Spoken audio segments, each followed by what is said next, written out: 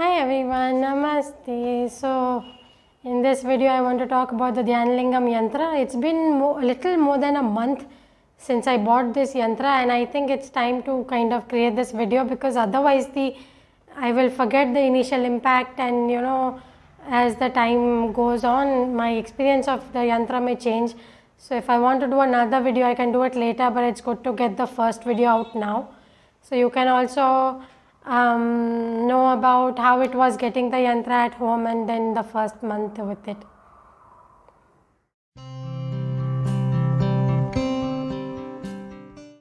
Came here in Coimbatore. I was actually very worried about the background because in that house when Ahmedabad where I am staying, I already had a very nice wall and I used to keep my plants and all.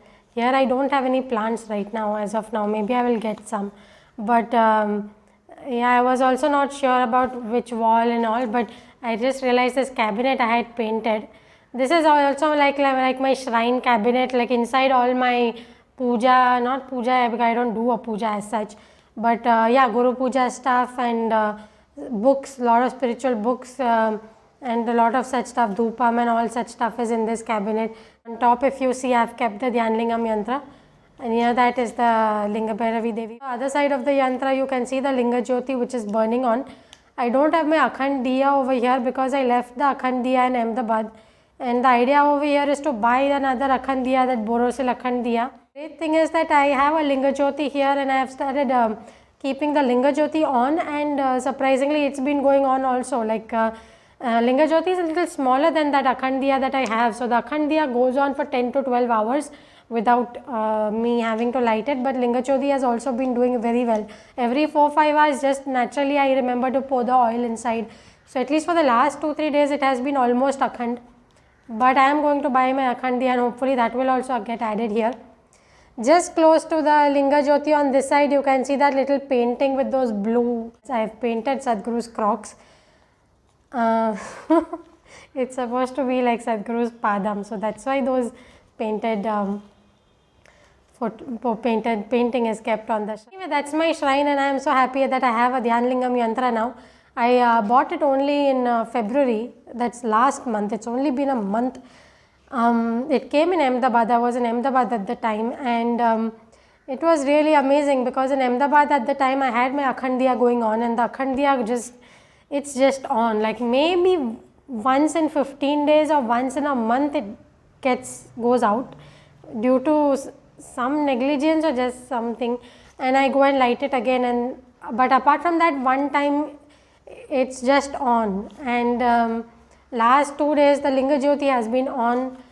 I have to get my Akhand Diya here, but the point is because of the Akhand Diya already my shrine was live, right? Because earlier like I never had a shrine and I would just have photos and they would collect dust and I would not be doing anything over there. But of course with the Akhand Diya you have to constantly keep tending to it every few hours. So the shrine was already active on, I was keeping it. And I also light dhupam and agarbatti and all every now and then, but the Dhyanalingam Yantra has been a great addition. So compared to the other yantras, the Dhyanalingam Yantra does not require any upkeep as such. They anyway give it to us in a frame. As you can see, it is framed. It is a copper plate with the engraving of Dhyanalingam and all with some vibhuti on it, etc. And the whole thing has been framed. So it's not like I need to clean it anything major, a little bit dusting maybe, but the yantra itself is intact within the frame. And there are no rules, like they have not given us any rules about even lighting a lamp or doing anything actually to or with the yantra. We just keep it. So in that sense there is not major maintenance, but because of it, it is definitely a palpable presence.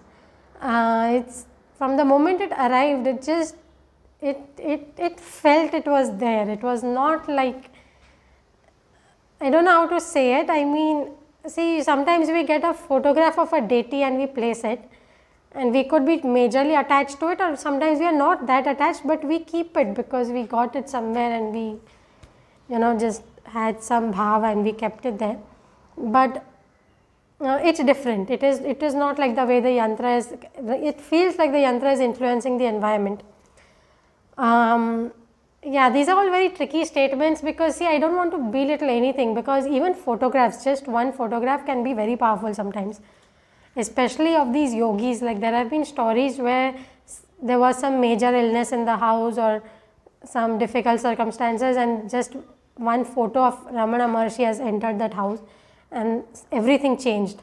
And that person, that one photo made so much of a difference that that person then traveled from US to Tiruvannamalai and became a Ramana devotee. So those things happen. Not just Ramana, even Sadhguru, for example, the first time I just saw his photo a long time back in 2005 or something, but it was very, very, very slight, but that photo had a slight impact on me, and I suspect over the years, I suspect it was that slight thing that made me want to do his program. So I don't want to belittle anything, but coming to the Dhyanalingam Yantra, it is a very palpable presence. I have had lot of photos, and the yantra is the yantra. It is not the same thing. Even though in a very physical sense, the yantra and photo is the same because they are just saying they're static, but the yantra is a palpable presence. The few things very, very early on in the first week itself that I sensed was it added an extra boost to my ongoing efforts towards living a sattvic life. I started waking up earlier with a little more ease than before. I was anyway waking up because I have worked very hard at setting that system. It was very hard for me to start waking up early, but I do now largely, and I felt the Dhyanalingam adding a little bit of ease to that whole process, to everything, to all my sattvic endeavors. I was doing the Mahashivratri sadhana at that time also, and to that also it added little bit of ease, little bit of grace. Maybe it feels more because since the yantra has come, I think I have been telling people a lot more about so much grace in my life. I have not been attributing to that to the yantra, but now when I am recording this video, I think it is once the yantra has come in, I feel more grace. Maybe the grace was already there, but I feel it more. I am telling more people that so much grace is there in life, so good in life, everything is so good. It's so great. And especially considering I was totally skeptic about the yantra for a very long time. If you see my videos with Spurti also, with Spurti, she has these, the larger Linga Bhairavi yantra, and Sadhguru Sannidhi also she has. And I have done a long talk with her. So you can watch one of those videos, you will see I am always on the fence. I really love knowing her own experience, but even while talking to her, I was on the fence. So somehow, as I mentioned in one of my previous videos, where the reason I finally from the fence I took the step towards actually getting the yantra at home was largely because of this Linga Jyoti that you are seeing here. I had the Linga Jyoti for many, many years, and I barely lit it, but I just started lighting it a year or so back here in this Coimbatore house, and it changed the environment. And I was like, okay, if this one Linga Jyoti, which is so old, like literally from 2005, it is just sitting and gathering dust in my house, barely I have lit it. 2 times, when you have that zeal, like some occasion, Guru Puja or something, and I light it, it's a different thing. But I have barely lit it, it's gathering dust, it's all become black also.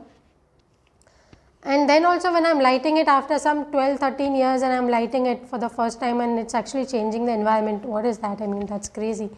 So yeah, that is, I think, finally, then also many months later, I finally bought the yantra, and it feels really good. I am very happy with it. So it adds to the whole everything that I am doing in my life. See, obviously I have an Akhand Diya and this YouTube channel and so much going on, which is all towards spirituality, getting the Adhyatmic stuff in, meeting those people, having those conversations, just bolstering that whole aspect in my life, and it definitely adds value. It has added, it has been so nice.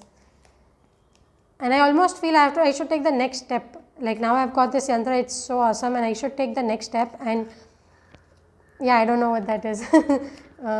In the Linga Bhairavi, I think there is at least those steps, because you have, if you buy a Linga Bhairavi goodie, then the next step could be possibly to get the Linga Bhairavi yantra, which is a bigger, powerful one. But here, Dhyanalingam Yantra, there is no bigger Dhyanalingam Yantra.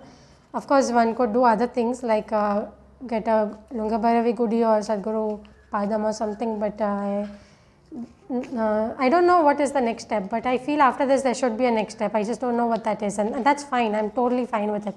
It's a very nice place to be. I'm really, really, really nice. And this video is helping me, to kind of understand for myself. When you articulate, right, something makes a big change. If you start telling people, if you keep articulating it, that this thing made such a big difference, it helps our life. And this kind of a video where I'm not only articulating it in 1 line or 2 lines, 15 minutes I'm talking about it, it is so useful for me. It is helping me become more aware of, stuff.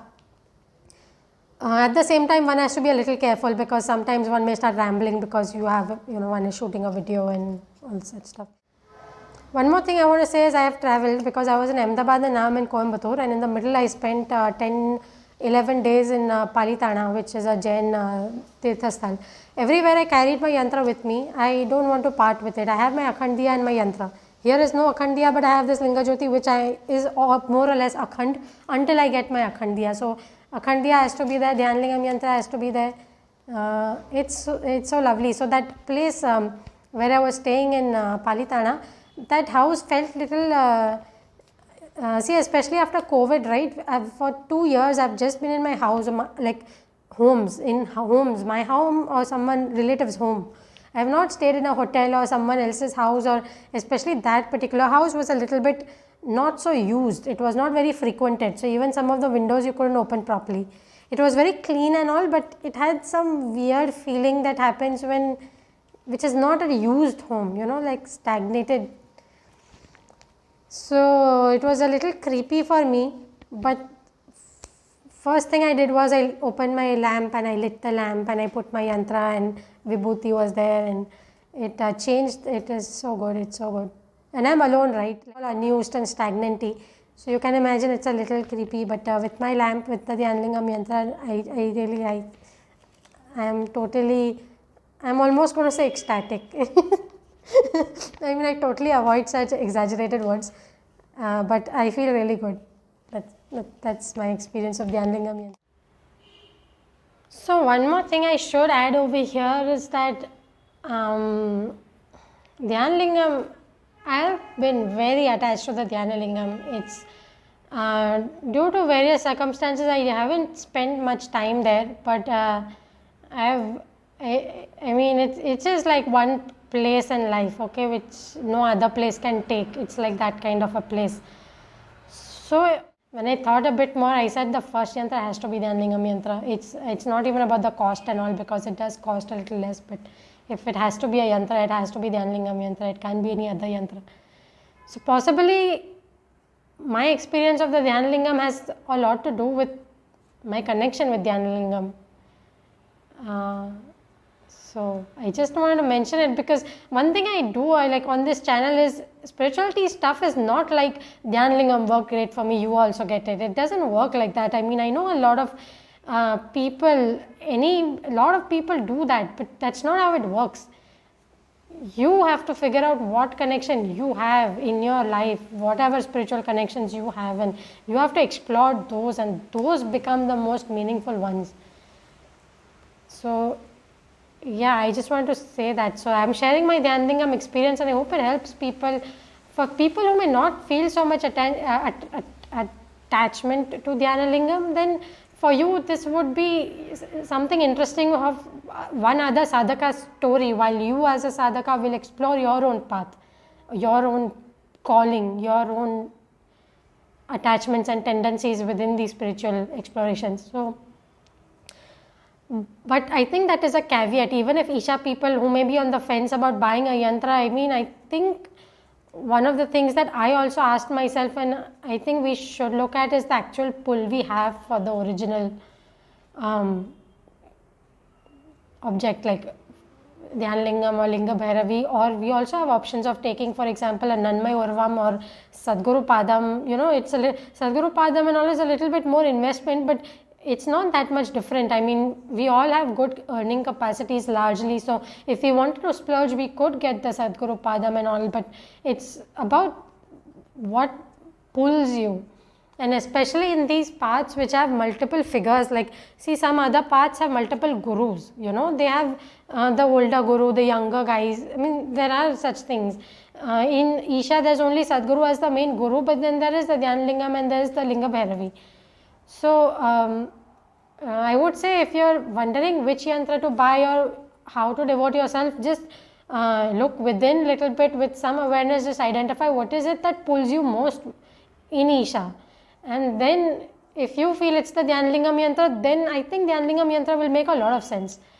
And I think Linga Jyoti could be a first step also. It's a lot less investment and you could think of it as a first step and see how that works for you.